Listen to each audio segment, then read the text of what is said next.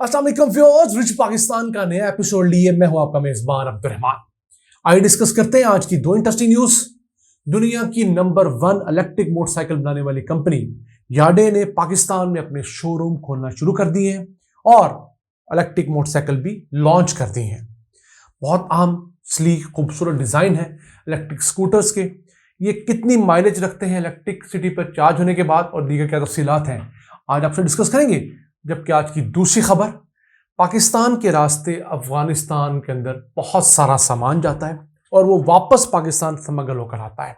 तकरीबन 2 अरब डॉलर्स का नुकसान अफगानिस्तान के रास्ते पाकिस्तान होने वाली स्मगलिंग की वजह से होता है।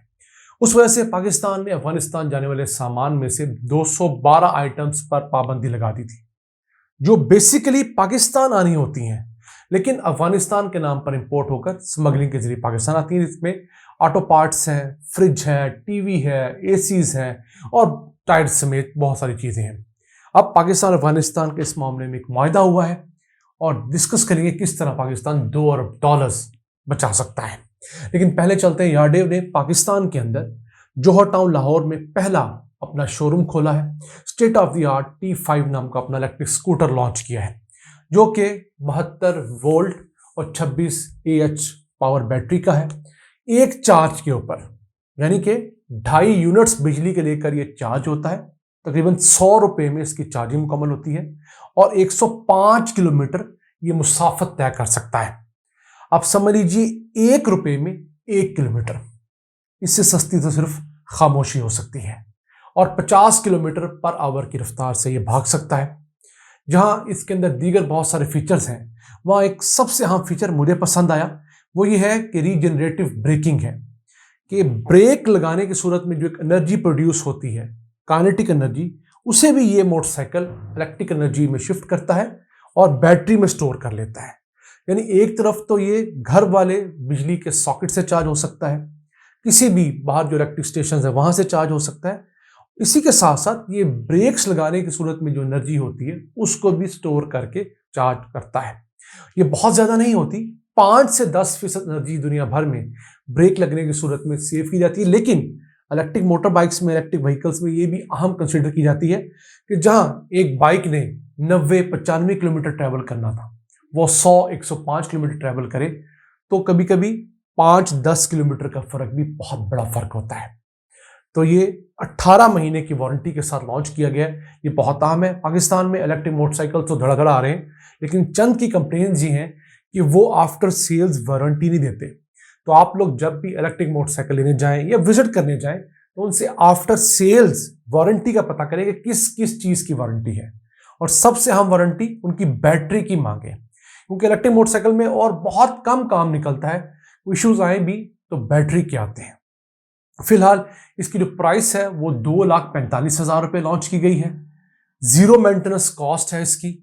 इसके साथ साथ एक हायर वर्जन भी आ रहा है जिसके बारे में कहा जाता है कि तकरीबन 3.25 लाख रुपए का होगा और उसकी जो माइलेज है वो 125 किलोमीटर तक होगी।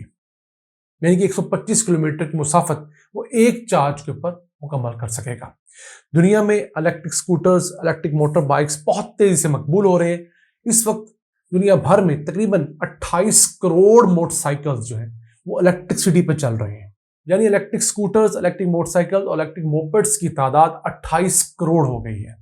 और माहिरीन कहते हैं कि अगले 7 सालों के अंदर ये इलेक्ट्रिक मोटरसाइकिल्स, बाइक, स्कूटर्स की मार्केट $350 बिलियन की हो जाएगी। हर साल 22% के हिसाब से मार्केट ग्रो कर रही है और हर साल 25.5 करोड़ बाइक्स इलेक्ट्रिक पे और इसी तरह के मोटरसाइकिल्स वगैरह सेल हुआ करेंगे।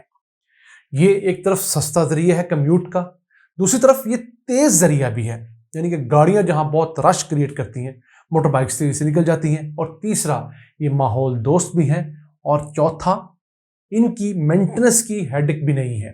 यानी आपको मैकेनिक के पास जाकर हर महीने उसकी ट्यूनिंग नहीं करवानी पड़ेगी और दीगर बहुत सारी जो चीजें आम मोटर बाइक्स में आपको करनी पड़ती है, मोबाइल चेंज करवाना पड़ता है, फिल्टर चेंज करवाना पड़ता है, ऐसी कोई हैसल इन मोटरसाइकिल्स में है ही नहीं। आइए चलते हैं आज की दूसरी अहम खबर की जानब। पाकिस्तान अफगानिस्तान के दोस्ताना ताल्लुक तो हैं, लेकिन इशू ये है कि अफगानिस्तान के रास्ते बहुत सारे 2 नंबर काम हमारे यहाँ होते हैं। मिसाल के तौर पर अफगानिस्तान के लिए बहुत सारी ऐसी चीज़ें मंगवाई जाती हैं जो कि अफगानिस्तान में इस्तेमाल ही नहीं होती। बेसिकली वो चीज़ें पाकिस्तान के लिए मंगवानी होती हैं, पाकिस्तान में उन पर टैक्सेस लगते हैं। अगर अफगानिस्तान के लिए मंगवाई जाए तो वहाँ टैक्सेस नहीं लगते, क्योंकि इंटरनेशनल लॉज के मुताबिक जो लैंड लॉक्ड कंट्रीज़ हैं वो अगर किसी ऐसे मुल्क की पोर्ट इस्तेमाल करेंगे जहाँ पर समंदर है तो उन पर वो टैक्सेस नहीं लगेंगे जो कि उस मुल्क की अपनी प्रोडक्ट्स पे लगते हैं। तो पिछले साल नोट किया गया कि अफगानिस्तान में 7 अरब 30 करोड़ डॉलर्स की अशिया पाकिस्तान के रास्ते इंपोर्ट हुई और एक साल के अंदर 2 अरब 80 करोड़ डॉलर्स की अशिया ज्यादा एक्सपोर्ट की गई। यानी एक साल के दौरान अफगानिस्तान में ऐसा क्या हुआ कि 2 अरब 80 करोड़ डॉलर्स की अशिया ज्यादा इंपोर्ट की गई इस्तेमाल के लिए। हुआ क्या? पाकिस्तान ने यहां पर पाबंदियां लगाई, हालात कुछ कशीदा थे, फाइनेंशियल इमरजेंसी थी, हमने बहुत सारी चीज़ों की इंपोर्ट बंद की। तो जो स्मगलर्स थे या मार्केट में काम करने वाले थे उन्होंने पाकिस्तान में बंद अशिया की जो तरसील है थ्रू अफगानिस्तान शुरू कर दी। अफगानिस्तान से ऑर्डर प्लेस किया, वो चीज़ें आई, बॉर्डर क्रॉस की और वहां से पाकिस्तान आ गई। तो 2 अरब 30 करोड़ डॉलर्स की अशिया पाकिस्तान स्मगल होके आई, 2 अरब 80 करोड़ डॉलर्स में से। तो इतना बड़ा टीका पाकिस्तान को लगा।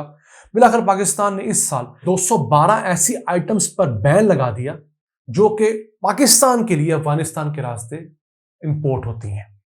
मसलन चाय, जो हमारी काली चाय है वो अफगानिस्तान में ऐसा नहीं पी जाती, वहां सब्ज चाय, कहवा ज्यादा पिया जाता है। तो अफगानिस्तान इस बड़ी मिकदार में काली चाय मंगवाई जाती है कि वहां पर उसकी कंजम्पशन नहीं, तो पाकिस्तान आकर वो स्मगल होकर बिकती है। इसी तरह हमारे यहाँ कमर्शियल गाड़ियों के 75% टायर्स अफगानिस्तान के रास्ते स्मगल होकर आते हैं। इसके अलावा इलेक्ट्रॉनिक्स का बहुत सारा सामान है। कैसी बात है कि उतने एसी पूरा पाकिस्तान 24.5 करोड़ लोगों का मुल्क इंपोर्ट नहीं करता जितना 3 करोड़ लोगों का अफगानिस्तान मुल्क इंपोर्ट करता है। इतने अमीर तो नहीं है कि वो पाकिस्तान से ज्यादा इंपोर्टेड एसी इस्तेमाल करें। तो किसके लिए इंपोर्टेड एसी आते हैं? पाकिस्तान के लिए आते हैं। इसी तरह गाड़ियों के बहुत सारे स्पेयर पार्ट्स अगर आप मार्केट जाएं तो आपको जेन्युइन बता के बेचे जाते हैं, लेकिन उनकी जो पैकिंग होती है वो इंतहाई सस्ती होती है। तो दुकानदार कहता है कि सर ये स्मगलिंग का माल है, हम सिर्फ स्पेयर पार्ट मंगवाते हैं, पैकिंग ही तैयार करते हैं।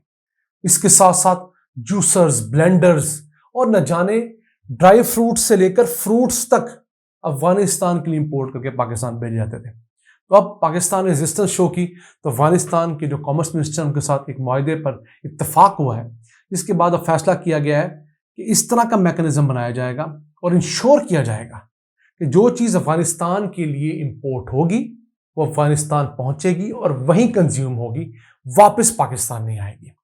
मैं समझता हूं ये 2 अरब डॉलर्स की बचत है। और फिर हर साल इसके सबब पाकिस्तान में जो फैक्ट्रियां बंद होती हैं, मसलन अगर हमारे 75% टायर्स स्मगल होंगे तो पाकिस्तान में जिन इन्वेस्टर्स ने अरबों रुपए की इन्वेस्टमेंट की है टायर्स इंडस्ट्री में, एक तो वो नुकसान में रहेंगे, दूसरा वो हजारों मजदूर जिन्होंने पाकिस्तानी फैक्ट्रियों में काम करना था इन टायर्स को बनाने के लिए बेरोजगार हो जाएंगे। तो बड़ा अच्छा इनिशिएटिव है। मैं समझ रहा हूं कि इसे और फोर्सफुली होनी चाहिए। जो चीज अफगानिस्तान जाए वो वहीं पर कंज्यूम हो और पाकिस्तान किसी सूरत ना आए। पाकिस्तान की इंडस्ट्री को फरोग देने के लिए ये बहुत बड़ा कदम है। तो नाज़रीन, ये था आज का एपिसोड। हमें उम्मीद है आपको पसंद आया होगा। अपनी सजेशंस, अपनी आराज़ से हमें आगाह रखा करें। अपने मेज़बान अब्दुल रहमान को इजाज़त दीजिए। अल्लाह ने के बाद।